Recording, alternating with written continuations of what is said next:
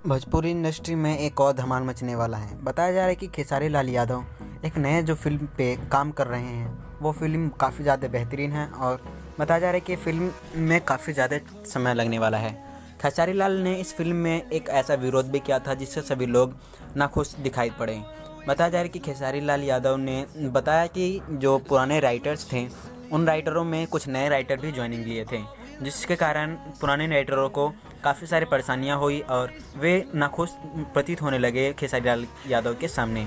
तो खेसारी लाल यादव ने कहा कि आप लोग मतलब इसमें दुखी होने की कोई बात नहीं है। जो नए नए लड़के हैं उन्हें भी तो मौका मिलना चाहिए अपने अपने टैलेंट दिखाने का।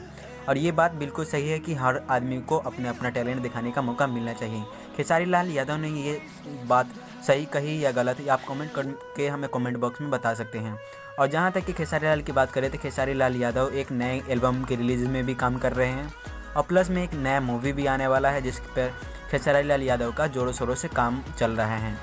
तो अब देखना बस यही है कि खेसारी लाल यादव का जो नया मूवी है वो कब आने वाला है और इनका जो नए एल्बम का टीज़र है वो कब रिलीज़ होगा। मेरे हिसाब से होली से पहले इसको रिलीज़ हो जाना चाहिए ताकि होली का एल्बम आते ही इसका डाउनिंग कम ना हो जाए। लेकिन मेरे हिसाब से बहुत जल्दी ही ये गाना रिलीज़ होगा। तो आप लोग इंतज़ार कीजिए और भोजपुरी इंडस्ट्री का मज़े लीजिए।